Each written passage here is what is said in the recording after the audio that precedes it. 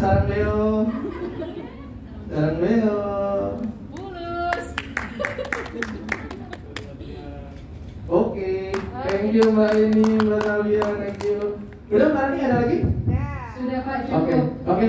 Thank you teman-teman perawat semuanya. Terima kasih sudah memberikan waktu saya untuk menginformasikan produk kami. Kalau misalnya memang ada case atau pertanyaan lebih lanjut, bisa ketemu sama teman-teman kami yang di area. Gak kalah juga, saya juga kayak Barani, saya juga punya pantun. Oke. Yang punya pantun Ibu Junita. Oh, Ibu Junita. Ibu Junita siapa juga punya pantun? Mau Ibu Junita? Boleh silakan teman-teman perawat di sini? Boleh Pak, satu Pak. Boleh? Satu, Jalan-jalan ketemu Ayu Ting Ting? Siap. Jalan-jalan ketemu Ayu Ting Ting? Pulangnya beli kedong-dong. Kalau ada kasus stunting, S26 dong.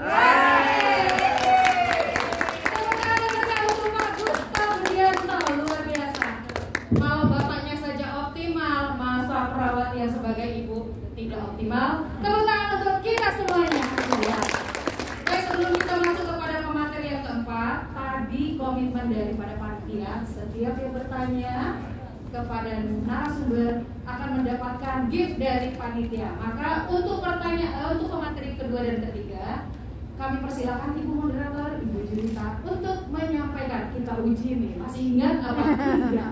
Kita berikan tepuk tangan untuk Bu Junita. Pertama saya waktu kecil belum ada S26 ya. Adanya air rajin Pak. Dengan saya ada lupa ya Pak ya.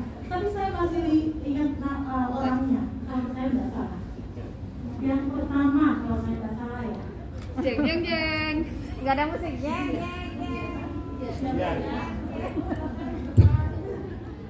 Yang kedua Udah pindah posisi Bu. Wah, Ibu Juni. saya nggak minum S26. Minimal saya tahu orangnya ya. Oke, Ibu Junita. Maka Ibu Junita sebagai moderator pemateri kedua dan ketiga memberikan gift untuk penanya pertama dan kedua di pemateri kedua dan ketiga. Oke. Tidak mau kalah dengan Pak Gustaf. Karena meskipun tanpa S26 tetap S26. Oke, ya, foto bersama. Sarangnya yuk. Sarang-sarangan. Minta fulus sekarang nih. Minta fulus. Ini Pak Gustaf yang ngajarin nih fulus-fulusan nih. Baik, terima kasih Bu Junita, terima kasih Pak Gustaf. Kita masih menunggu karena ada oh sudah ya. Baik. Oke, untuk pemateri yang keempat akan dipandu oleh moderator kita yang cheerful.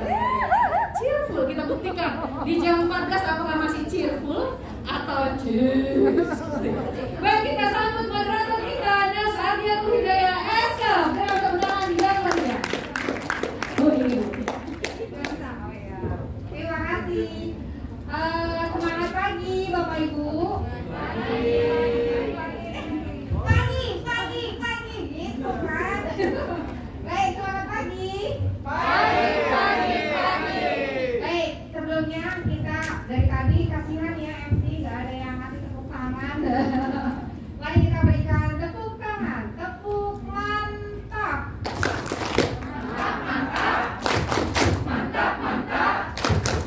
Nah, biar semakin semangat ya untuk MC-nya. Baik, Bapak Ibu sekalian, saya juga punya pantun sebetulnya. Gak mau kalah.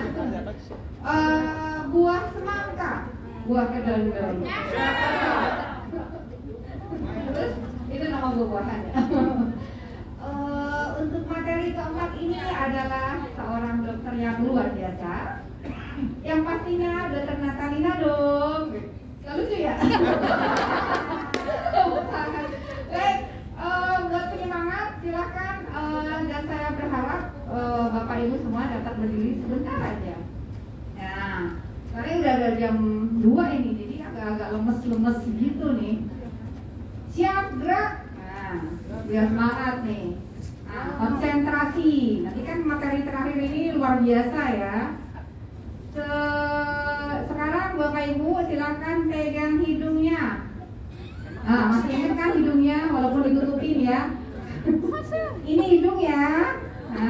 Terus pegang kupingnya. Masih ingat kupingnya ya. Oke, sekarang agak cepat lagi. Hidung pegang, kuping, hidung, kuping, hidung, kuping, hidung, kuping, hidung. Oke, luar Masih biasa. konsentrasi. Terima kasih tepuk tangan meriah untuk ibu-ibu peserta semua yang ada di sini. Baik, Bapak Ibu sekalian, selanjutnya kita akan bacakan pembicara kita yang luar biasa ya. Beliau seorang senior, sudah kenal ya, luar biasa pokoknya Mas. Baik, untuk Ibu Jen, silakan untuk kurikulum kitanya. Dr. Natalina Suwesilawati SPAK, ya tulisannya begitu, jadi saya harus bacanya begitu, ya, karena beliau senior, salah nanti kalau bacanya salah. Beliau tahun 1991 lulus dari S1 kedokteran di FKUI Jakarta. Tahun 2021 beliau lulus di spesialis anak di FKUI juga. Kemudian tahun 2004 beliau telah melaksanakan studi fellow-nya di Tumbang Anak. Kemudian tahun 2006 beliau mengambil fellow di RSCM khususnya di perinatologi. Dan 2003 beliau sampai dengan sekarang ini bekerja masih di RSKM 2. Mana ini? Ibu-ibu ada yang dari RSKM 2? Tidak ada. Oke, next time kita undang. Tahun 2008 beliau sebagai kepala SMF anak di RSUD Kabupaten Bekasi. Ada? Ada, Pak Munawir. Oh ada, iya. Kemudian beliau juga bekerja di Rumah Sakit Hermina Grand Wisata Tambun. Ada? Ada, alhamdulillah diundang dok. Jadi ada yang kenal gitu ya. Baik, beliau juga aktif di organisasi. Di tahun 2004 beliau aktif di IDI sampai dengan sekarang sebagai kepala si ilmiah. Kemudian di IDAI tahun 2011 sampai dengan sekarang. Luar biasa, tepuk tangan yang meriah untuk Dr. Natalina Suwesilawati, spesialis anak konsul. Kami persilakan.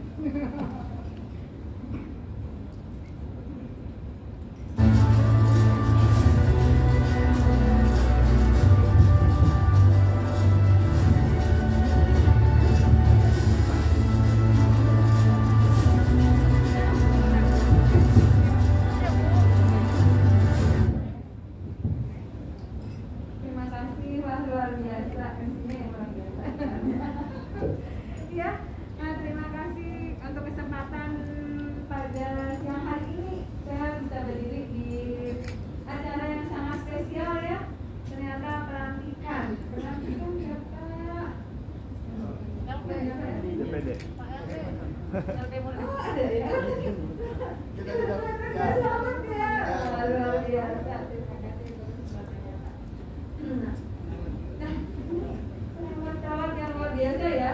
Sepertinya nggak ngantuk ya dari pagi sampai siang tetap semangat terus ya.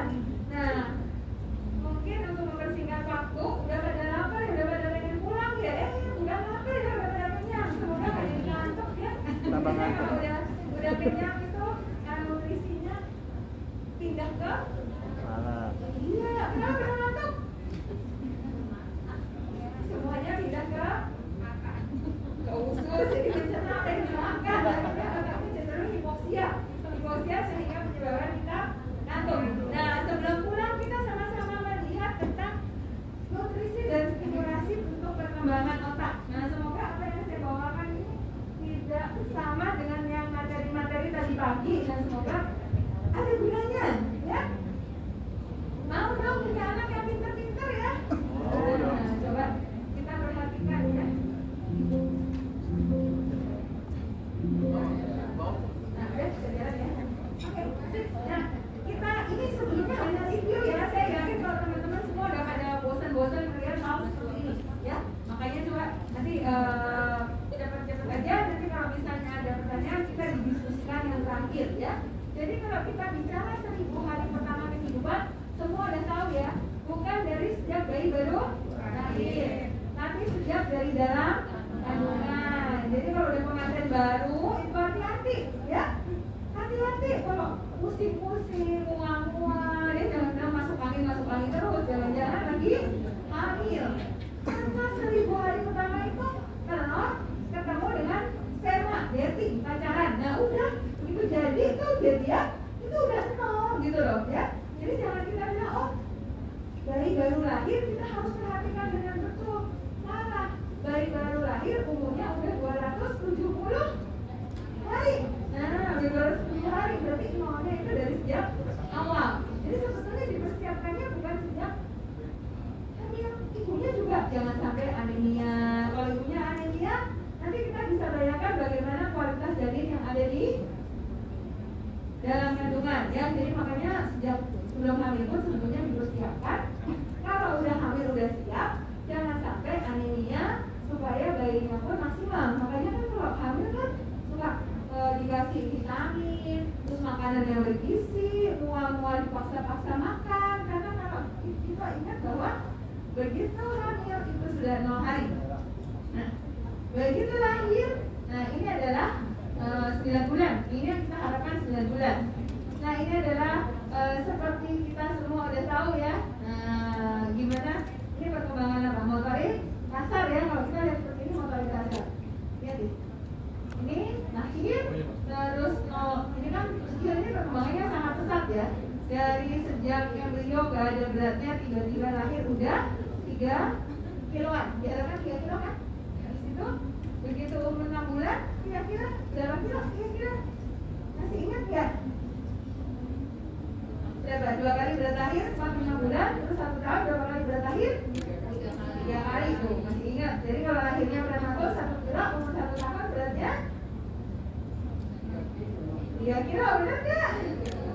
1 kali 3, siapa yang punya anak 1 tahun umurnya beratnya 3 kilo? Nah, kita artinya apa? Ini hanya untuk yang normal. Jadi kalau yang nggak normal berarti kita tidak bisa seperti itu. Tapi masih ingat ada kurvanya beda. Kurvanya kurva Fenton itu untuk bayi prematur, ya. Nah, terus ini kalau udah umur 1000 hari itu terakhirnya umur 24 bulan atau 2 tahun.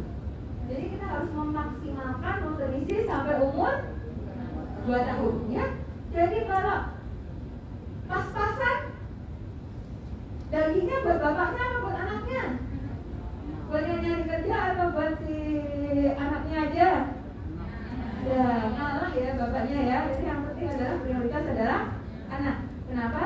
Karena 1000 hari pertama kehidupan inilah pembentukan otak maksimal. Nah, ini ya kenapa sangat penting? Itu bukan hanya otak sebetulnya, tapi semuanya itu maksimal ya. Dari kesehatan saluran cerna, kemudian organ-organ metabolik, kemudian kognitif itu yang utama dan terutama, ya kan?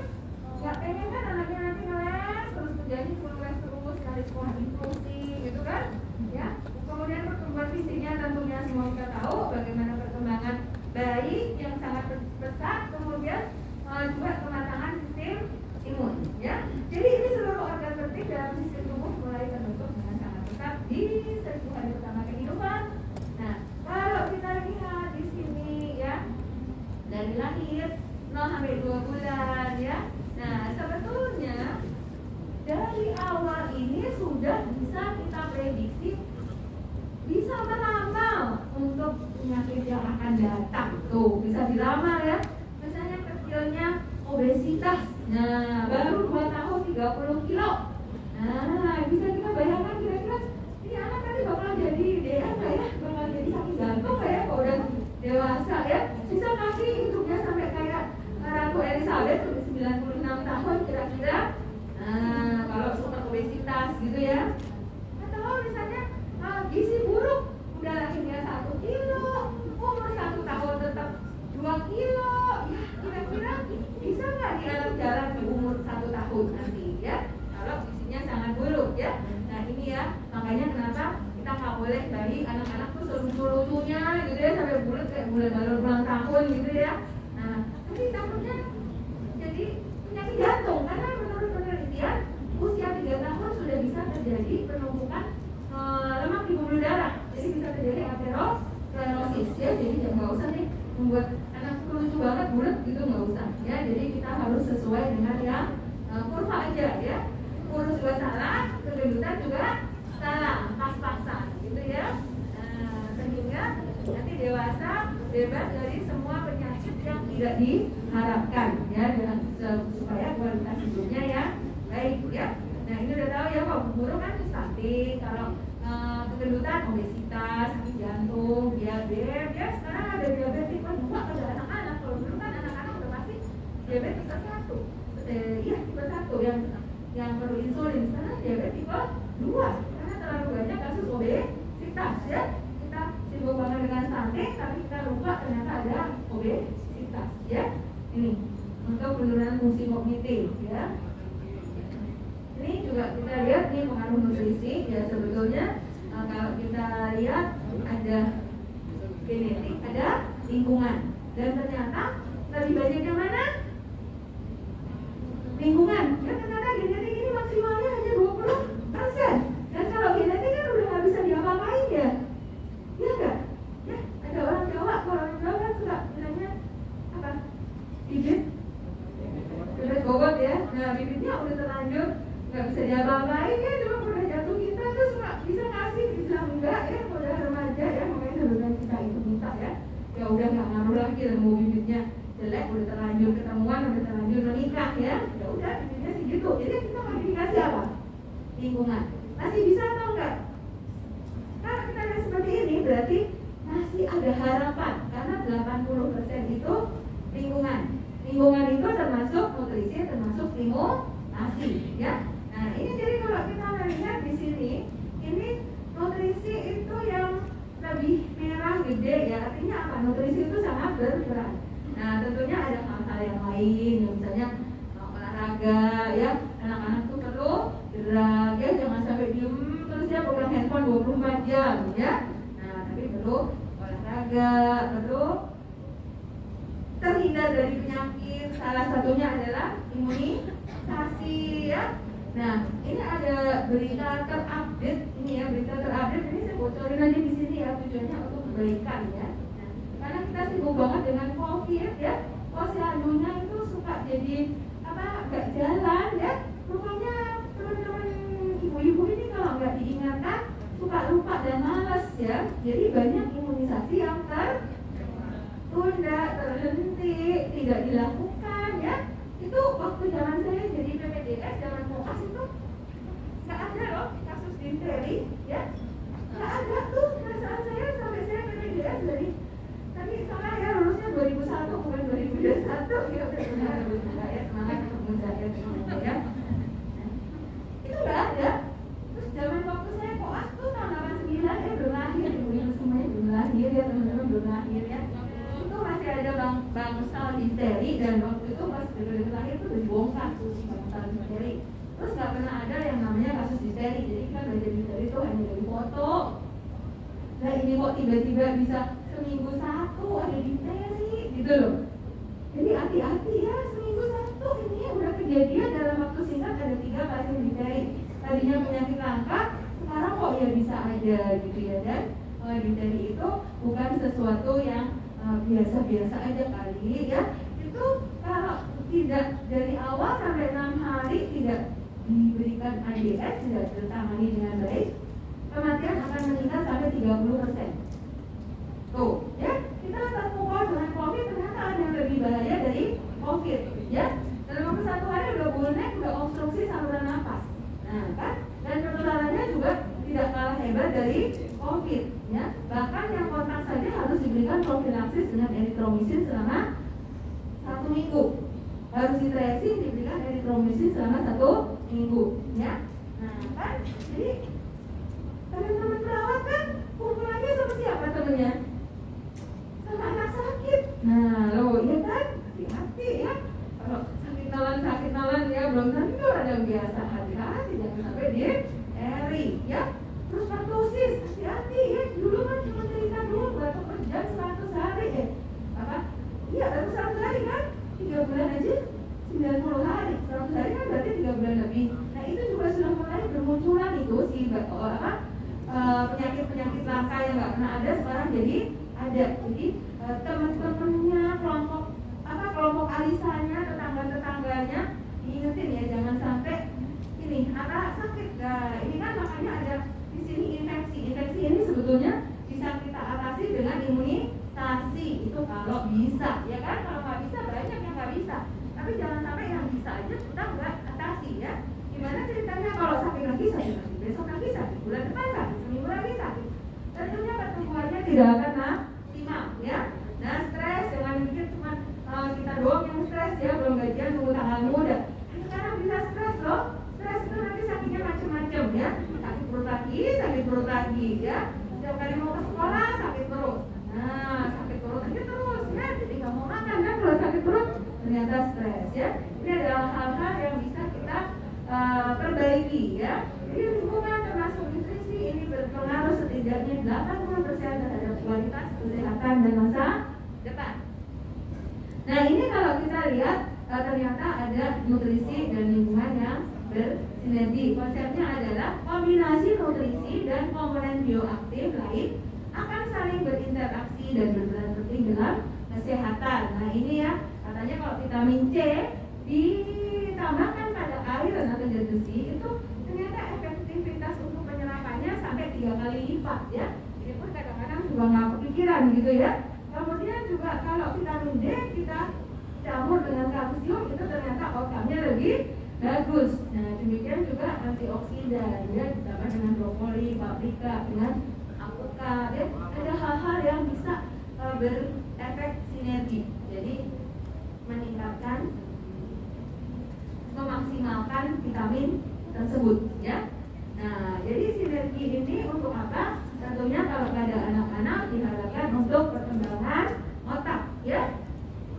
Jadi proses transmisi peran antar otak ya. Tentunya fungsi memori ini banyak hal yang sudah disebutkan tadi dari Jing, kaolin yang gunanya untuk apa? Untuk mielinisasi yang berfungsi untuk pembentukan sinap. Semakin banyak sinap berarti anaknya makin cerdas. Terus jangan lupakan ada Jing dan protein ya. Nah, kemudian kalau kita perhatikan lagi sinergi nutrisi untuk mendukung kesehatan saluran cerna.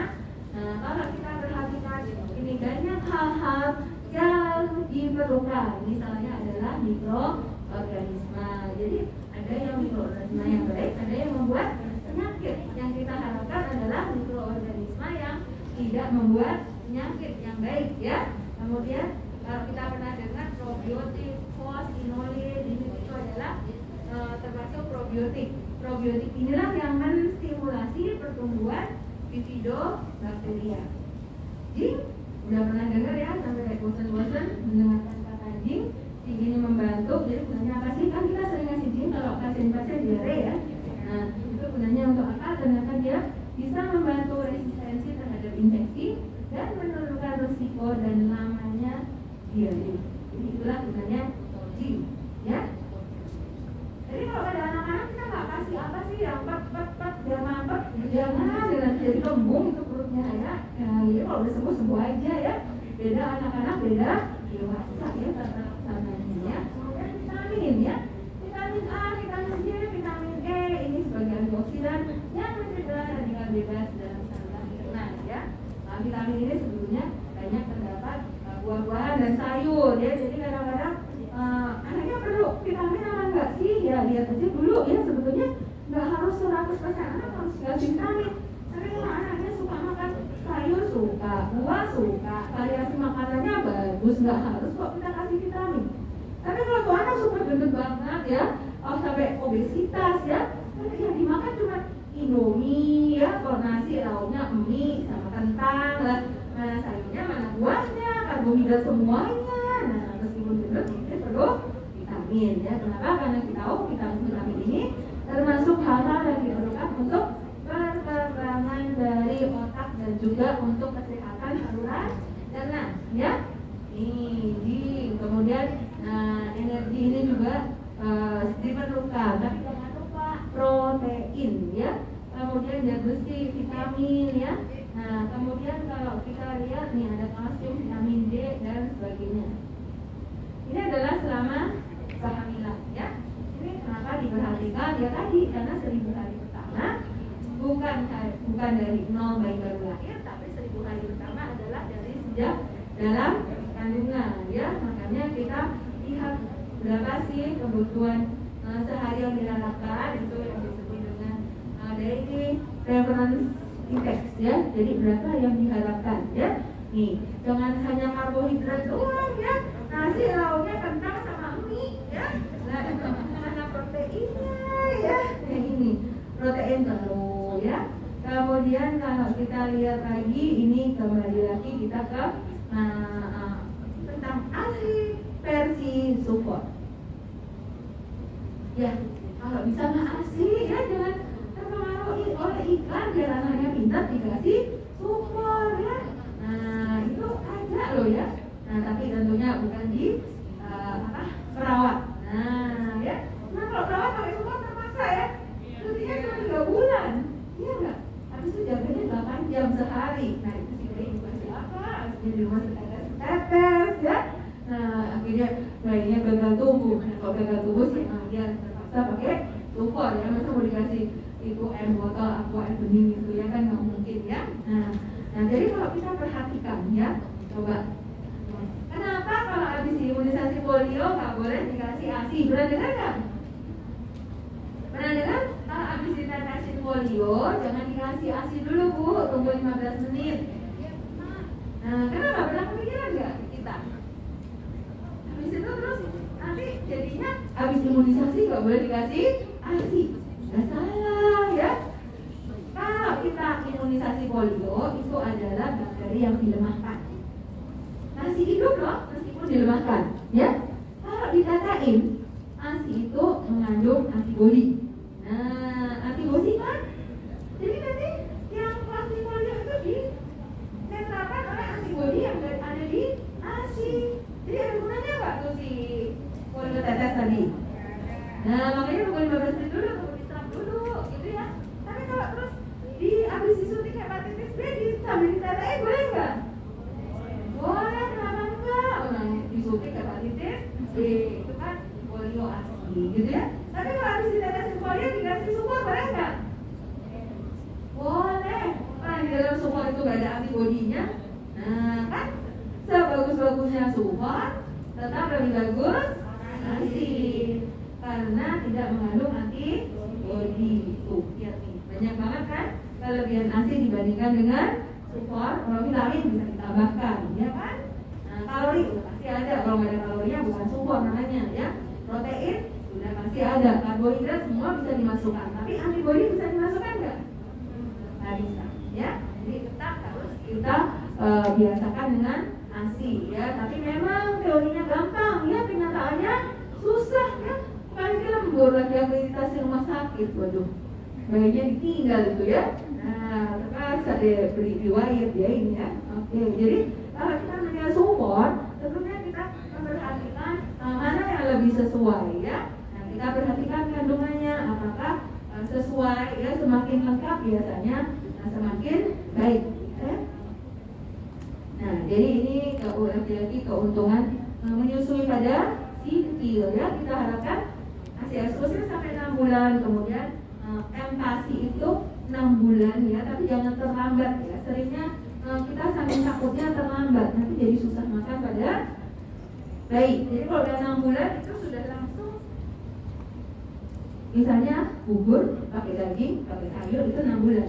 Jadi kalau misalnya mau coba-coba dulu, mau belajar dulu, misalnya hanya sekedar dikasih pepaya, dikasih pisang, sebetulnya boleh, ya, sebelum 6 bulan. Yang mungkin bayinya sudah siap, tapi mutlak nggak boleh di bawah 4 bulan. Di antaranya itu kalau sudah lapar boleh, ya, tapi yang tahap 1 bukan pakai nasi diblender sama daging sama sayur. Kalau itu beneran 6 bulan, ya. Kemudian kita lanjutkan ASI, boleh nggak sampai 2 tahun? Boleh, tapi jangan lupa perhatikan tumbuh kembangnya, ya. Kemudian kita perhatikan zat besi. Kenapa harus diberikan suplemen besi pada usia 6 bulan? Apalagi kalau bayinya pakai ASI, ya. Bukan ASInya jelek, tapi kebutuhan zat besi akan meningkat 14 kali lipat lebih besar di usia bayi umur 6 bulan. Padahal si bayinya belum pintar makan daging, belum pintar makan ati, gitu ya. Jadi kalau yang banyak zat besi adalah protein hewani. Jadi kalau ada yang bilang, oh buah bit lah segala macam ya, itu mungkin banyak zat besinya tapi tidak diserap gitu ya, banyak kangkung itu banyak tapi tidak diserap sama si bayi gitu loh. Tetap harus protein hewani. Nah, bukan berarti daging jelek ya, atau ikan jelek, tapi kalau kita bicara zat besi, itu daging lebih tinggi zat besinya. Tapi kalau kita bicara mungkin omega 3, omega 6, nah itu ikan ya. Makanya kenapa pentingnya bervariasi ya.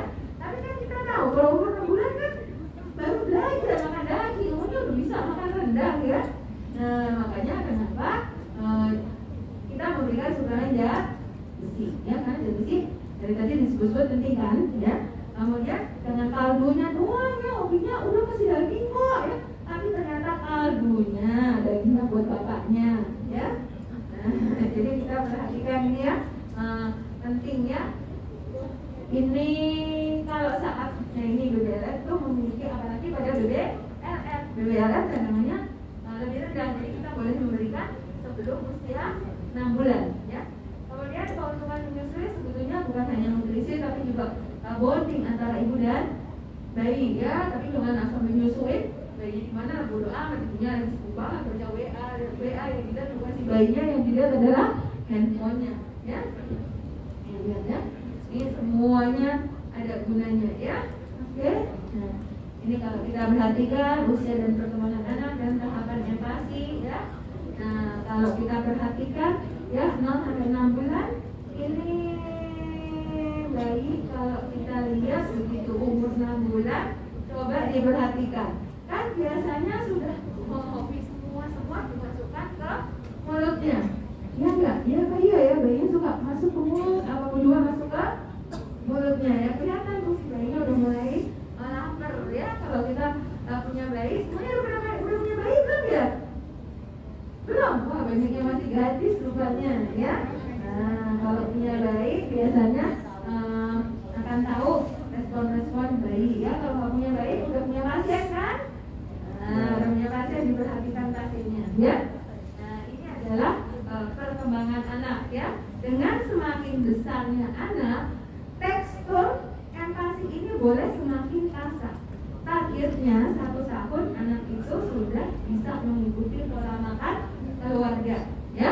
Jadi kita nggak bisa juga kita bilang tanggal segini harus bisa makan ini, tanggal segini ya, nggak begitu juga kali ya. Tapi targetnya 1 tahun si anak itu sudah bisa mengikuti pola makan keluarga ya. Tapi jangan wah ibunya makan apa pedes pakai rendang yang keras banget gitu ya. Ya bayinya kalau anaknya 1 tahun harus bisa dikasih rendang sama cabai sekilo ya.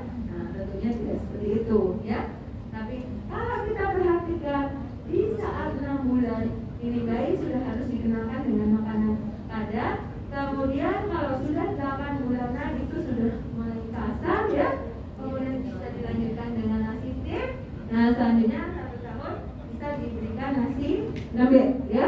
Nah, ini diharapkan sudah bisa mengikuti pola makan keluarga. Demikian juga dengan frekuensinya ya, mungkin baru dikenalkan sehari 1 kali, besoknya lagi udah 2 kali, jangan sebulan hari ini sekali, bulan depan 2 kali, bulan depannya lagi lah itu kelamaan ya, kapan bisa makannya ya. Tapi kita bisa hitungan hari. Demikian juga konsistensinya, dari yang cair lama-lama besoknya makin kental, besoknya lagi makin kental ya. Nah, besoknya lagi sudah gugur ya, bukan cair lagi ya. Nah, seperti itu. Oke. Kemudian kalau kita lihat banyaknya ya, tentunya kita juga sama ya, dari sedikit lama-lama makin banyak ya. Anak kita kalau diperhatikan dengan baik-baik, dia bisa loh memberikan tanda kalau dia udah kekenyangan ya. Tadinya lama terus lama-lama udah mulai geleng-geleng, udah mulai nggak mau buka mulut lagi ya. Nggak usah dipaksa-paksa. Kadang-kadang kita hobinya maksa ya, tanggung nih, sayang dibuang, ditanggung sampai kita ujel-ujelin terus si mulutnya dipaksa-paksa dibuka ya. Padahal anak itu sudah memberikan sign kalau dia sudah kenyang ya. Nah, ini adalah saatnya empati porsinya ya. Jadi bisa kita perbanyak, sering, makin kasar ya. Nah, kemudian bagaimana lihat pemberian empati ini? Tentunya tadi tepat waktu, aman dan higienis, kemudian adekuat dan diberikan secara responsif. Ya, jadi ada komunikasi ya. Jadi saat memberikan makan itu sebaiknya ada komunikasi ya. Sekalian kita menstimulasi ya. Jadi stimulasi itu bisa diberikan setiap saat ya. Bukan stimulasi harus dengan permainan edukatif ya. Nggak punya duit pastinya nggak bisa beli permainan edukatif ya. Padahal sebetulnya stimulasi itu kan bisa kita lakukan setiap saat ya. Saat memandikan itu udah bisa stimulasi rangsangan peragaan ya. Nah, mengelus-elus si dedeknya, bayinya itu sudah stimulasi ya. Mengenalkan dengan tekstur ini air cair, ini sabun halus gitu ya. Terus pegang-pegangin, mungkin kita punya spons yang buat gosok-gosok itu dikasar ya. Terus bagaimana merambah handuk? Nah, handuk itu lebih kasar lagi. Jadi itu termasuk stimulasi. Demikian juga makan ya. Komunikasi, tatapan kita, stimulasi bicara. Sampai kita kasih susu, kita bilang susu. Nah, kan? Nah, gitu ya. Jadi itu stimulasi ya. Jangan mikir stimulasi beli mainan apa kayak remote control itu. Ya, enggak lah ya. Oke. Nah, kemudian kalau kita bicara empati, jangan lupa variasi makanan ya. Nah, jadi menurut teori, kalau anak itu belum dikenalkan 10-15 kali, terus anaknya nggak suka, itu jangan langsung kita bilang nggak suka. Karena anak itu harus mengenal sesuatu yang baru itu perlu waktu, ya. Kalau sekali nggak suka, anaknya tutup mulut atau mungkin dilepeh, belum tentu loh anak itu nggak suka, karena dia belum tahu, belum kenal, ya. Nah, kita coba lagi, ya, mungkin besoknya lagi, atau mungkin 3 hari lagi, atau 2 hari lagi, gitu ya. Jadi jangan langsung bilang, wah anaknya nggak suka. Karena nanti kalau semuanya nggak suka, karena makan apa ini ya, gitu ya. Nah, kenapa kita perlu variasi ya, seperti tadi yang saya udah bilang ya. Bagus diskusinya daging, pagi siang malam daging terus dari tanggal 1 sampai tanggal 30 daging terus ya. Nah, padahal daging itu yang bagus diskusinya. Tapi kalau kita bicara DHA, AA, omega 3, omega 6, mungkin yang kita pilih bukan daging, tapi yang kita pilih adalah ikan. Nah, seperti itu. Jadi perlunya variasi ya. Kemudian frekuensi tadi ya, dari 1 kali sampai 3 kali ya. Yang diharapkan apa? Yang diharapkan adalah mengikuti pola makan kita. Karena ini anak orang Indonesia. Nah, Indonesia biasanya makannya berapa kali sih? 4. Ya, 4 kali. Oh, ya 3 kali ya bicara. Dalam satu keluarga itu terbiasa 4 kali ya udah, kan anaknya bakal masuk di keluarga kita, bukan dititipin ke tetangga ya. Jadi frekuensi sesuai dengan keluarga ya. Kemudian kekentalan ya, dari tadi saya bilang dari encer makin lama makin kental ya. Jadi jangan sampai udah umur 2 tahun tetap di blender terus ya. Nah, kemudian juga jumlah dari sedikit makin lama makin banyak. Jangan lupa kebersihan ya. Kadang-kadang orang tuanya sibuk banget, anak saya diare lagi. Coba evaluasi kebiasaan kebersihan dalam keluarga ya. Nah ini tentunya kalau kita mengharapkan pertumbuhan anak adalah sesuai dengan kurva ya. Nah kalau anak kurus diharapkan kurvanya akan naik karena apa? Menuju ke perkembangan yang normal. Tapi kalau anak ini sudah di dalam kurva yang sesuai, yang normal, kalau kita lihat ini adalah yang di tengah-tengah yang hijau ya. Jadi kita harapkan perkembangannya sesuai dengan garis kurva. Nggak boleh seperti ini lagi ya. Nanti kalau seperti ini lagi nanti jadinya obesitas. Ya, itulah kenapa pentingnya kita melihat tren. Tren itu nggak bisa untuk pemeriksaan 1 kali ya. Makanya kenapa pengukuran untuk timbang itu harus selalu kita lakukan secara rutin setiap bulan. Kemudian kita melakukan di kurva supaya kita bisa melihat trennya. Yang diharapkan adalah trennya tadi ya sesuai dengan kurva. Tapi kalau masih di bawah, masih stunting, masih gizi kurang, berarti kita harus catch up. Catch up kemana? Menuju yang berat badan yang normal ya. Nah, bocorannya adalah kalau kita mau berat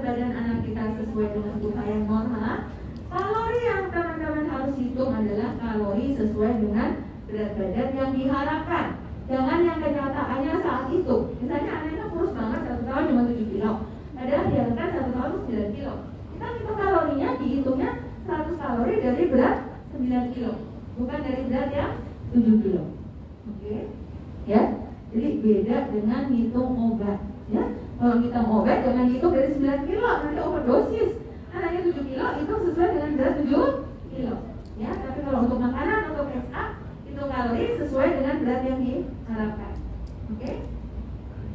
Kemudian kita lihat 5 menit lagi. Oke, 5 menit lagi. Nah, pesannya pertumbuhan anak ya. Ini kalau kita lihat 8 sampai 12 bulan ya. Nah, pasti udah tahu ya kalau nggak akan nanti kalau udah punya anak belum akan anak 1 hamil lagi, belum akan lagi hamil lagi ya, anak 4 pasti hamil apa ya. Nah, ini ya kaitan saluran cerna dan sistem imun ya. Rupanya 70% sistem imun ada di dalam saluran cerna. Itulah kenapa begitu pentingnya kita memperhatikan nutrisi yang baik. Karena nutrisi yang baik ini bukan hanya untuk tumbuh kembang, tapi untuk sistem imun. Nah, kalau anaknya sistem imunnya jelek kan otomatis sakit-sakitan. Kalau sakit-sakitan tentunya tidak bisa bertumbuh kembang dengan baik, ya. Nah, inilah pentingnya mikroflora untuk pertahanan saluran cerna, ya. Nah, ini rupanya mempengaruhi penelitian. Ada beberapa penelitian yang membandingkan antara lahir sesar dengan lahir vagina. Ternyata mikrofloranya lebih bagus pada bayi yang lahir. Iya, betul. Nah, jadi inilah hal yang lain, yaitu asupan nutrisi harus seimbang, kemudian pencegahan penyakit dan imunisasi diperhatikan, deteksi dan stimulasi tumbuh kembang anak, ya.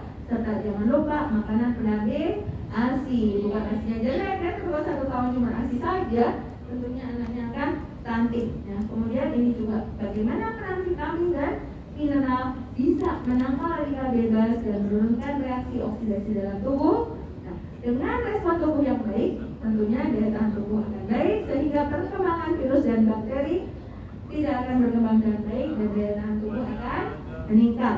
Nah, ini juga vitamin ya, macam-macam. Nah, vitamin A, vitamin C ini juga sama bisa mendukung imunitas, ya. Kemudian MKC ya tentunya akan memenuhi kebutuhan gizi anak. Kenapa? Karena kan tadi ASI saja sudah tidak mencukupi begitu anak usia 6 bulan, ya. Nah, ini kurangnya asupan ASI ya ternyata banyak ya kasus stunting di Indonesia karena MKC-nya tidak diperhatikan dengan baik, ya. Ini juga konsumsi serat ternyata penting, tapi bukan berarti anak hanya dikasih makan buah dan sayur aja, lupa nggak dikasih daging, ya. Nah, ini bisa dibaca sendiri ya, ternyata banyak hal-hal yang ada di kita loh semuanya ini, ya. Nah, ini adalah pentingnya untuk diberikan pada bayi mulai dari usia 6 bulan, dan tentunya karena kita bicara 1000 hari pertama kehidupan maksimal, kita perhatikan betul-betul sampai usia 2 tahun, ya. Nah, ini konsep serat ini kita perkenalkan secara bertahap, ya. Kita biasakan anak-anak itu dari awal sudah bisa mengkonsumsi buah dan sayur, tentunya bertahap dengan jumlah yang secukupnya, bukan menggantikan protein dan lemak, ya. Nah, jadi kalau kita ambil kesimpulan, 1000 hari pertama kehidupan ini merupakan periode emas. Dan ASI ini merupakan nutrisi untuk bayi 0 sampai 6 bulan. 6 bulan loh ya, bukan sampai 4 tahun ya. Oh, 6 bulan ya. Kemudian nutrisi seimbang dan lengkap ini saling sinergi penting untuk mendukung 1000 hari pertama kehidupan. Pemberian MKC diberikan dengan tepat waktu, adekuat, kualitas dan kuantitas yang baik serta aman dan higienis. MKC diberikan usia 6 bulan dengan memperhatikan gizi yang seimbang serta pemantauan kurva pertumbuhan, ya, penting ya kurva tadi ya. Dan pemberian MKC dengan kandungan serat dan vitamin serta efek probiotik ini akan meningkatkan kesehatan saluran cerna yang erat kaitannya dengan modulasi sistem imunitas. Slide. Nah, sepertinya topik saya pada siang hari ini ya, mengimbangi dengan makan siang tadi ya, topik siang, jadi kita bicara tentang nutrisi ya. Nah, mungkin waktu saya kembalikan ya, kita mungkin ada hal-hal yang ingin ditanyakan ya. Baik, terima kasih dengan kalian. Tepuk tangan ibu-ibu semua. Saya kalau duduk malah ngantuk. Saya berdiri aja. Baik, peserta Bapak Ibu sekalian, tadi sudah jelas ya ngomongin masalah nutrisi ya. Tapi malah bikin ngantuk enggak kan? Alhamdulillah. Saya lihat sih matanya masih begitu ya, masih fokus. Baik, kami berikan kesempatan untuk ibu-ibu yang ingin bertanya. Angkat tangan silakan. Jarang-jarang loh ketemu dengan Natalina begini, ya kan? Mic-nya Pak.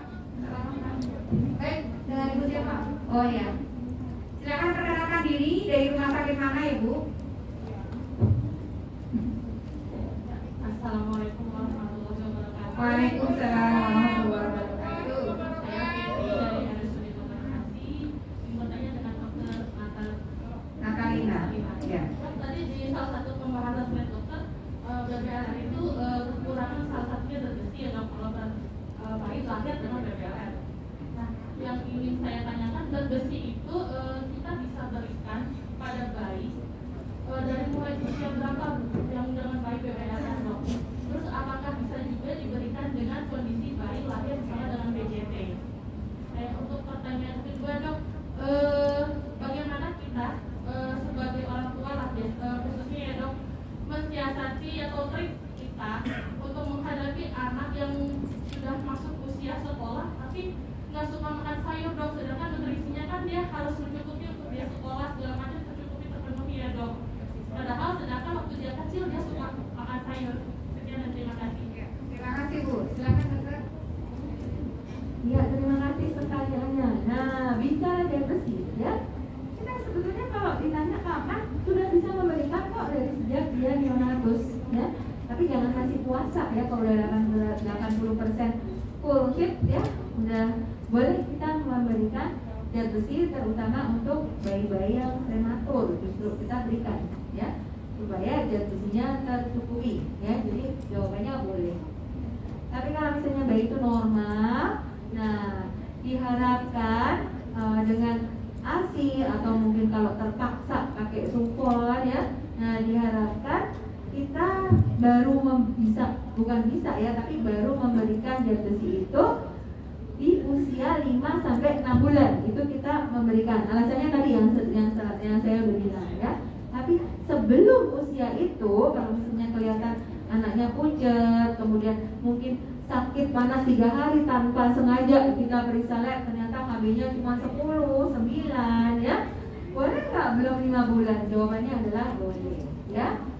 Kalau prematur BBLR itu justru lebih boleh lagi ya. Itu. Kemudian kalau pertanyaan kedua tadi, ini kalau ngomong susah makan itu lebih gampang teorinya daripada kenyataannya. Iya apa iya? Banyak nggak punya anak yang susah makan ya? Nah, kalau teorinya sih gini loh. Yang pertama dia dulu rongga mulutnya, giginya bagus nggak sih giginya? Nah coba deh kalau teman-teman sakit gigi, lubang satu aja kemasukan makanan gitu, terus tiba-tiba sakit banget gitu ya. Terus kita selanjutnya pengen makan lagi apa langsung hilang selera makan tuh? Ya, yang keinget-inget betapa sakitnya gigi saya ya. Nah anak-anak kan hobinya giginya berantakan, hancur-hancuran, sakit gigi, bolong semuanya. Hobinya makan permen, makan coklat. Coba dia dulu giginya. Terus dia dulu ada nggak sih sariawan, ada nggak sih jamuran di lidahnya? Jangan-jangan ada sariawan. Kita sariawan 1 biji juga langsung selera makan turun ya. Pastikan dulu rongga mulutnya baik-baik saja. Kalau rongga mulutnya udah baik-baik saja, untuk selanjutnya dilihat lagi waktunya pemberian makannya ya. Karena kadang-kadang sih ya, yang kita maksud tuh biasanya kan kalau orang Indonesia kan makan itu ya nasi. Kalau nggak mau makan nasi, ya itu namanya anaknya nggak suka makan. Nah, tapi kadang-kadang nih, ini si anak nggak suka makan, tapi di tangannya ada 2 donat gitu loh ya. Nah, kalau jam 12 mau dikasih makan, setengah 12 mau makan 2 donat, kira-kira jam 12-nya makannya nggak lapar ya? Apa makin kenyang? Makin lapar gara-gara 2 buah donat tadi. Nah, kadang-kadang ibunya nggak langsung dikasih susu gitu ya, nggak mau makan dikit langsung dikasih susu. Nah, kalau jam 12 mau dikasih makan, jangan makan susu, jangan minum susu gitu ya. Jadi triknya adalah buat anak itu lapar dulu ya. Nah, apalagi isi baik, apalagi obesitas, biarin aja tuh anak kelaparan dulu ya, biar dirasain tuh lapar ya. Jadi 2 jam sebelum makan, coba jangan kasih apa-apa ya. Terus kalau makan kan ada feeding rule ya, mungkin teman-teman pernah dengar feeding rule, boleh dibaca ya, cari di Google ya. Misalnya makan 30 menit selesai, nggak selesai harus selesai. Ada anak yang hobi ngebut makanan dia sampai 2 jam nggak selesai. Baru sebentar udah waktunya makan berikutnya lagi, karena waktunya 2 jam. Jadi hidup itu cuma makan doang, dari pagi 2 jam, siang 2 jam, makan 2 jam ya. Masih mending kalau ibunya bukan perawat, coba kalau ibunya perawat ya. Jadi kerjaannya di rumah sakit ngerawat orang, di rumah ngerawat ngasih makan anak ya. 2 jam makan siang, 2 jam makan malam, 3 jam makan pagi. Nah, kapan buat yang waktu yang lain-lain ya. Coba perhatikan, ikutin feeding rule. Terus menurut teori sih feeding rule itu termasuk anak hanya konsentrasi pada makanan ya. Kalau kita kan hobi anaknya lari-lari dikejar-kejar ya, terus anaknya dikasih sesuatu supaya perhatiannya teralihkan, supaya anaknya mau makan ya. Padahal sebetulnya tidak seperti itu. Sebetulnya anak makan fokus pada makanan gitu ya. Terus jangan hobi dikasih yang manis-manis, karena kalau manis-manis itu akan meningkatkan kadar gula dalam darah. Kalau kadar gula dalam darah meningkat itu nggak ada rasa lapar ya. Jadi jangan kasih permen, jangan kasih apapun juga sebelum makan ya. Terus ya juga makanannya yang enak ya. Nah, orang tuanya makannya enak banget, anaknya cuma ngeliatin aja. Begitu anaknya kasih di blender dari ati, sayur semua di blender jadi satu, nggak jelas bentuknya ya. Nah, boleh loh kita kasih kasih mungkin dikasih bumbu, kasih garam dikit, kasih bawang, kasih keju biar enakan dikit, boleh nggak? Boleh ya. Makin besar anak makin pintar merasakan makanan ya. Mungkin makan rame-rame itu lebih menyenangkan buat anak, apalagi kalau anak 4 tahun ya. Rame-rame, bilangin sama gurunya. Anak tuh kadang-kadang lebih nurut sama gurunya dibandingkan sama orang tuanya ya. Jadi sama gurunya, sama missnya ya. Nah, suruh motivasi missnya ya. Itu trik-triknya sih. Kalau semuanya udah, oh iya dulu perutnya kembung apa enggak, BAB-nya lancar apa enggak. Udah nggak BAB seminggu, perutnya penuh feses, kembung, suruh makan, ya nggak mau anaknya gitu ya. Kalau semuanya udah, coba ada ini enggak, ada penyakit kronis enggak, ya? Udah capek. Nah ini udah capek ya mainnya ya. Nah jadi lihat, jangan-jangan ada TB, ngantuk tes, ya, positif apa enggak. Misalnya anaknya hobi makan kain tanah, ya mungkin perlu kasih obat cacing. Jadi jangan hobi banget kasih obat cacing ya, mungkin 6 bulan sekali aja dikasih obat cacingnya ya. Itu tips-tipsnya ya. Itu sih, ada variasi tadi ya. Nah banyak hal-hal yang perlu kita perhatikan untuk memberikan tadi ya, biar anak suka makan. Baik ya. Ada lagi kita satu hari ngomong. Ya baik. Ibu sudah menjawab ya pertanyaannya tadi. Oh ya, saya mau ingat tadi di sesi pertama sudah dapat hadiah belum 2 orang penanya? Belum. Baik, panitia mohon disiapkan berarti 3 ya. 3 Kak Bu. Iya. Tadi penanya pertama dari sebelah kiri kanan saya ya. Silakan minta tolong di yang ya 3 orang. Penanya di sesi pertama. Oh, di sesi pertama. Jadi malah nanya nih pertanyaannya. Enggak pertama dong, nanti jawab siapa dong. Ya, baik, Ibu. Tadi yang belum dapat hadiah. Nah, itu yang pakai kerudung coklat. Nah, iya. Ada 2 yang pertama. Masih bisa 1 kali lagi pertanyaan, tapi jangan yang sudah dapat ya, bagi-bagi. Karena berbagi itu ide, ya nggak Bu? Oke. 1 lagi Bu, silakan. Yang sebelah sini kayaknya tadi ada yang mau bertanya deh. Ah? Oh Ibu, udah dapat hadiah belum tadi Bu? Belum, oh iya, silakan Bu, perkenalkan diri ya. Pertanyaannya 1 ya Bu? Ya, 1 aja. Assalamualaikum, selamat siang Bapak Sabina. Saya dari Rumah Sakit Anissa, Ruang Bayi. Boleh minta tolong berdiri biar kelihatan. Dokter agak keluar, tapi ini masih bersambung sebenarnya. Tolong dijelaskan lagi, diingatkan lagi, karena kadang diambil tapi masih kadang boleh, kadang enggak. Dengan ibu yang punya riwayat kayak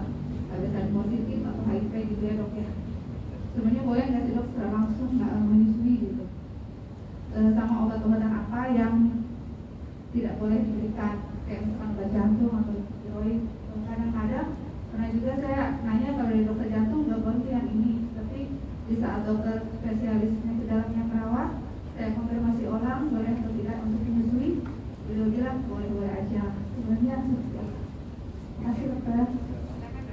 Ya, pertanyaannya bagus sekali ya. Jadi kalau untuk HIV ya, jawabannya cuma satu, tidak. Ya. Jadi di saat semuanya mau ASI eksklusif, ASI adalah terbaik buat bayi. Begitu HIV langsung kebalik, ASI haram. Ya. Jadi tidak boleh diberikan ASI, berarti PASI eksklusif. Ya, benar-benar harus PASI eksklusif ya. Tidak boleh ada setetes pun ASI yang masuk ke bayinya ya. Karena kita tidak ingin lagi punya bayi yang HIV positif ya. Salah satu penularan HIV adalah melalui ASI ya. Kalau udah di perut gimana lagi dong, udah terlanjur hamil ya, masa digugurin ya, udah terlanjur gitu ya. Nah, tapi tidak memberikan ASI ya. Kecuali ada kecualinya, sangat terpaksa. Itu di luar negeri, kalau kita lihat di slide-nya di Sudan itu ya, yang negara yang super miskin, yang nggak bakalan ada yang nyumbang sekotak ASI pun. Kalau di Indonesia pasiennya nggak punya duit, datang aja puskesmas. Banyak puskesmas ya, puskesmas banyak dana kok, bisa minta puskesmas ya. Nah, kalau tetap nggak punya duit, ya cari yayasan pasti banyak tangan-tangan yang akan memberikan hanya sekedar sekotak PASI ya. Jadi jawabannya jangan diberikan ASI begitu ibunya HIV positif ya. Nah, kemudian pertanyaan yang berikutnya lagi, jangan lupa ada tambahan ya. Begitu HIV positif, jangan lupa dirujuk ke rumah sakit yang mempunyai center HIV, karena kita harus memberikan sidofudin. Sidofudin itu antiretrovirus dan ARV di usia 12 jam pertama. Dosisnya 4 mg per kilogram berat badan per kali, sehari 2 kali. Nah, kalau kita meresepkan, susah carinya, nggak ada ya. Kalau saya di RSUD Kabupaten itu ada klinik Langi, berarti kita mempunyai ARV. Kalau yang di kota itu ada klinik Lamboyan, itu ada. Tapi kalau teman-teman suruh nyari, nanti dia muter-muter seluruh apotek yang paling lengkap sampai paling nggak lengkap, nggak ada, nggak ketemu, karena ini obat-obat khusus ya. Jadi dirujuk aja deh kalau ibunya HIV ya, disarankan ya. Kemudian pertanyaan kedua adalah, lupa, kasus-kasus yang oh iya, obat. Nah, triknya adalah gini, saya ngasih trik aja, karena kalau disuruh ngapalin saya juga nggak hafal ya, mana yang boleh mana yang enggak itu saya nggak hafal ya. Nah, triknya adalah gini, obatnya boleh nggak sih untuk anak-anak? Gitu aja. Misalnya ibunya minum antibiotik, amoxicillin boleh nggak diberikan buat bayi? Boleh nggak? Boleh. Levofloxacin, ciprofloxacin, pernah nggak dokter anak ngasih levofloxacin? Enggak kan? Nggak boleh buat anak-anak. Berarti ibu netain jangan nanti keluar melalui ASI gitu. Jadi prinsipnya yang tidak boleh anak-anak jangan. Nah, kemudian prinsip yang kedua adalah cari obat itu keluar melalui ASI atau tidak. Ada obat yang keluar melalui ASI, yang tidak keluar melalui ASI ya. Cari obat-obat yang tidak keluar melalui ASI ya. Nah, kalau pertanyaannya satu-satu saya juga nggak hafal. Obat hipertensi yang terbaru pun aja saya juga nggak hafal ya. Nah, tapi kalau itu untuk anak-anak berarti jawabannya adalah boleh. Kalau nggak boleh untuk anak-anak jangan ya. Kalau antibiotik tadi yang aman-aman, antibiotik obat-obat untuk anak-anak itu terbatas loh. Antibiotik aja itu kan cuma saya ngasihnya cuma apa ya, amoxicillin, ampicillin, nah cefadroxil ya. Kalau untuk dewasa tuh banyak banget ya, dari Cipro, Levo, tuh temennya Levo tuh banyak banget, sampai saya juga nggak pernah apa ya. Nah, banyak yang obat-obat dewasa yang aneh-aneh gitu loh, aneh-aneh buat saya sih, dokter penyakit dalam bukan aneh ya, itu ya. Nah, kalau masih bingung bukan Google, apakah melalui ASI? Nah, kalau melalui ASI jangan dulu. baik, sudah terjawab nih. Oke, sudah cukup ya untuk diskusi pada siang hari ini, Bu. Masih ada yang pengen lanjut? Enggak, ya udah. Baik, sebelum kita tutup, mohon berikan closing statement-nya, dokter. Oke, jadi jangan lupa apa 1000 hari pertama kehidupan akan menentukan masa depan anak-anak kita, anak tetangga, saudara ponakan kita. Jadi optimalkan pemberian nutrisi dan stimulasi yang optimal pada 1000 hari pertama, dan jangan lupa imunisasi supaya bayinya, anaknya tidak sakit. Nah, mungkin itu dulu, kebanyakan nanti tambah dulu. Baik, tepuk tangan yang meriah dulu untuk teman-teman. Kita harus ucapkan terima kasih juga kepada Dr. Natalina. Kita akan memberikan tepuk mantap. Mantap. Mantap, mantap. Mantap. Terima kasih kepada Dr. Lila, Dr. Natalina. Mohon buat semua perawat PPNI ya, mantap. Dulu kami akan berikan tanda tangan dari PPNI Kabupaten Bekasi kepada Bapak Ketua Nus LB Jaunabun Eskem Silakan.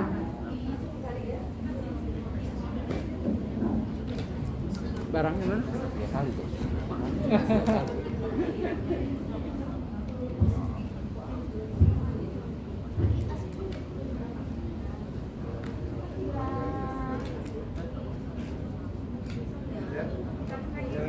Oh iya.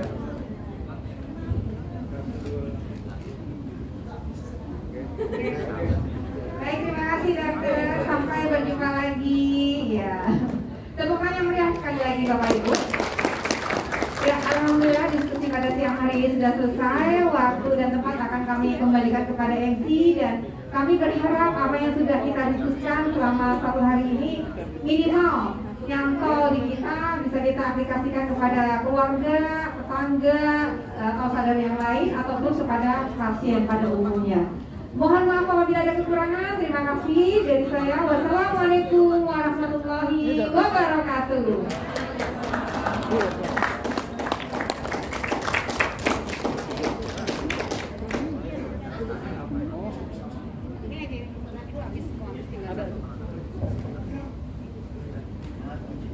Terima kasih kepada Ibu Agni sebagai kita pada siang hari ini. Bagaimana teman-teman sudah mulai bosan? Bosan? Enggak ya. Oke, semangatnya nggak ada ya. Oke, karena waktu kita juga sudah melewati, mungkin kita diakhiri dengan door prize, ya.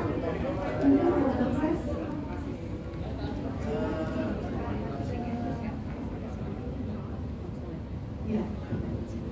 Door prize-nya ada 3. Yang pertama, ya, ketepatan karena ada masalah di sistem. Masalah di sistem sebenarnya.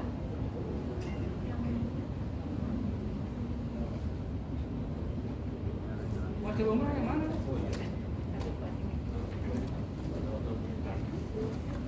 Yang pertama, bisa sebutkan pembicara kita yang pertama siapa?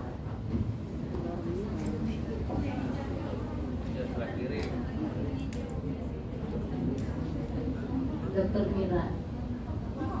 Dr. Mira Febriani. Kontok. Oke, silakan ke depan. Yang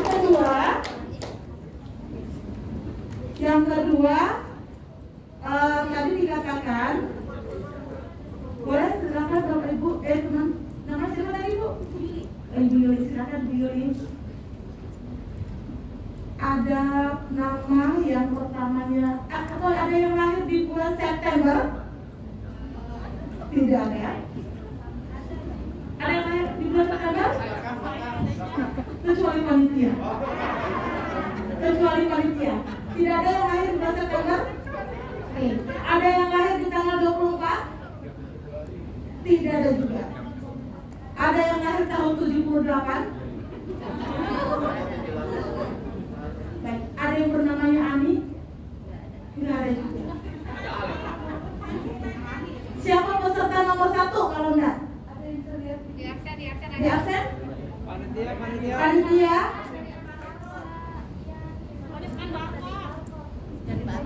Absen manual.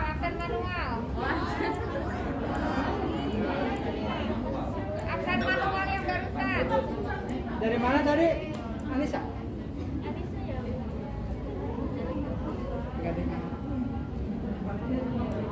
Lagi diambil absennya.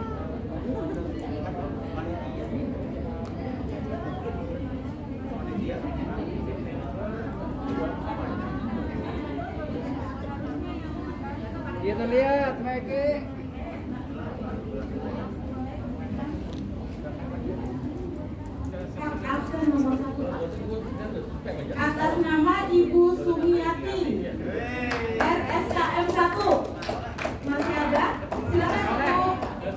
Iya.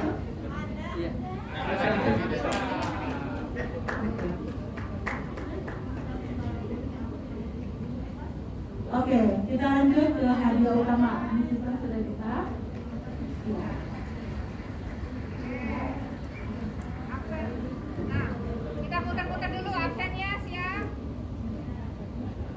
Absen nomor 15. 15. Bentar ya. Siapa dia? Bapak Ibu ya, mulianya dari Rumah Sakit Anissa Cikarang. Silakan.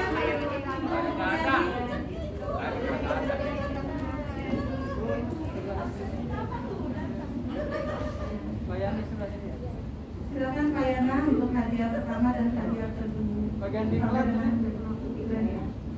Pertama, kedua, dan ketiga diberikan oleh Bapak Yana.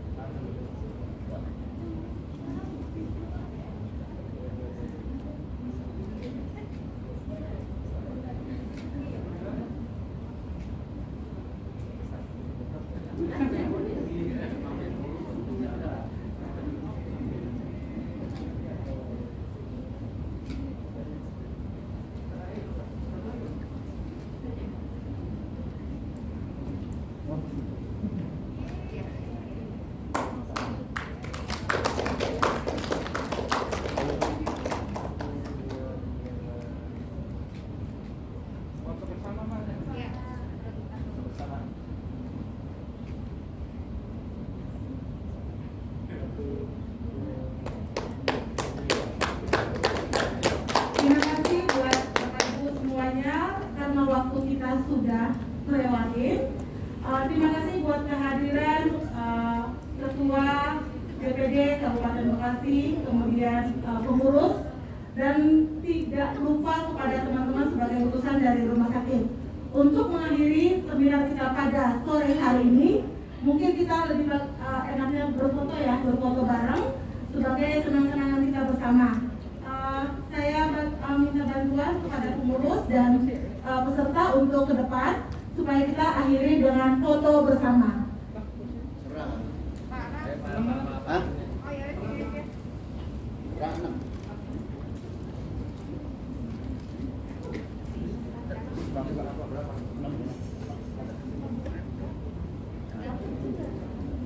Ayo Bapak Ibu, silakan kita bergerak. Terima kasih buat kehadirannya. Selamat sore, sampai ketemu dengan seminar PPNI Kabupaten Bekasi di hari waktu yang akan datang. Salam sejahtera dan sukses buat kita bersama.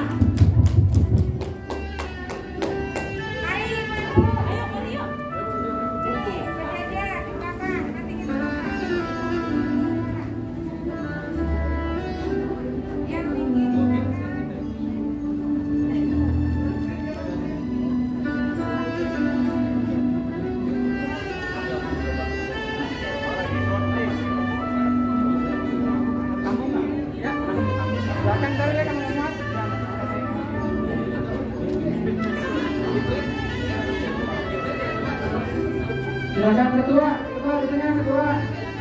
Kemudian sekretaris Pak Diana jadi manusia lah.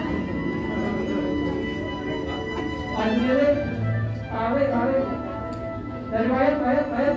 Monggo Pak, silakan Pak. Ayo Pak.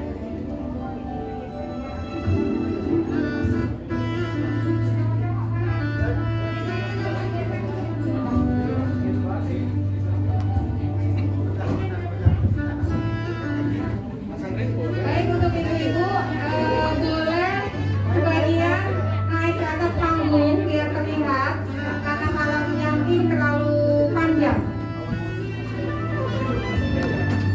Nah, boleh naik ke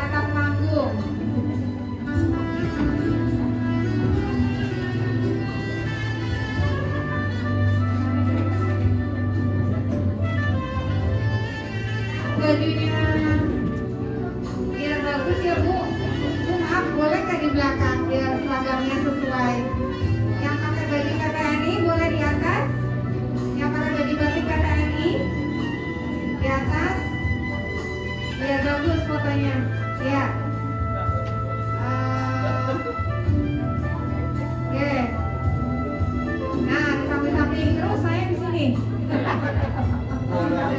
Yang foto siapa? Oh ada.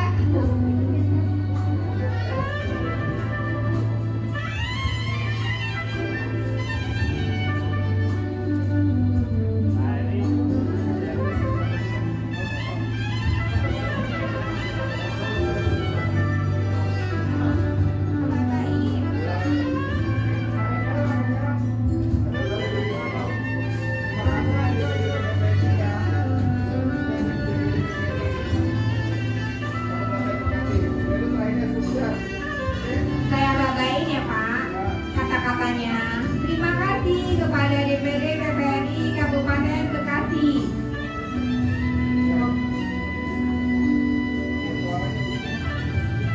Semoga semakin sukses. Ini ya Bu ya, jempolnya ya. Kita masih pakai masker ya? Lepas. Masker lepas.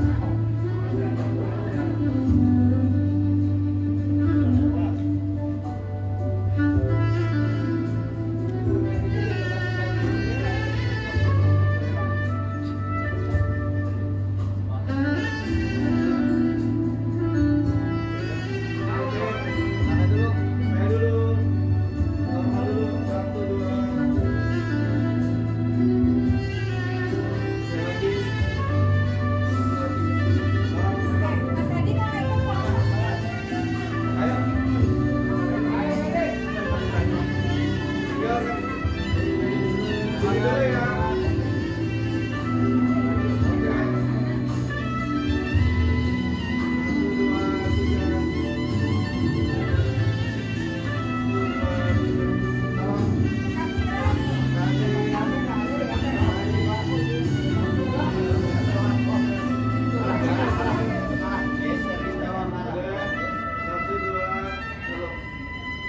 1, 2. Pakai HP Bu Andi. Ayo. 1, 2. Ulang tahun. Pakai handphone tuh. Mas Adi, handphone. Enggak, bagi ke saya kasih. Salah aja, Bang.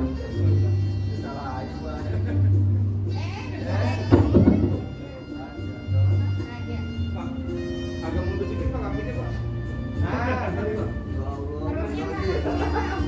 Oke, sekali lagi. Golok-golok.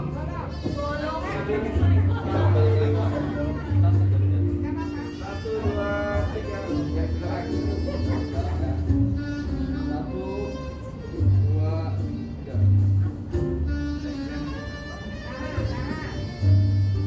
Masukin sama 1, 2, 3. Ya, oke, video.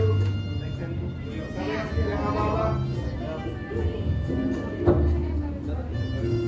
Babain 1, 2, 3. Terima kasih kepada DPD PPNI Kabupaten Bekasi. Semoga semakin sukses. Sekali lagi.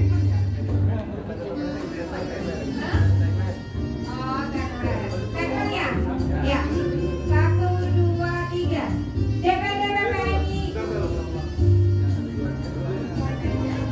Oh iya. Pasti bisa. Waduh, nungguin ini Pak. Pakai HP dulu, pakai HP. Filmnya habis, ganti film.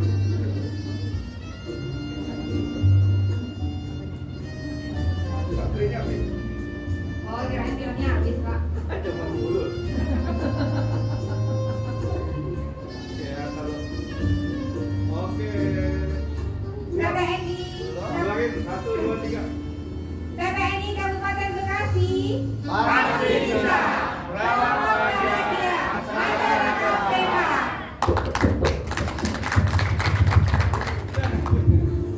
Oke. Oke, terima kasih. Sampai berjumpa kembali seluruh peserta.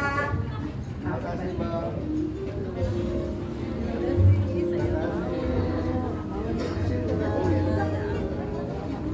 Panitia langsung gerak, panitia. Oh ya, Bu. Untuk ibu peserta mohon scan barcode ini. ini karena ini untuk laporan ke Wayet.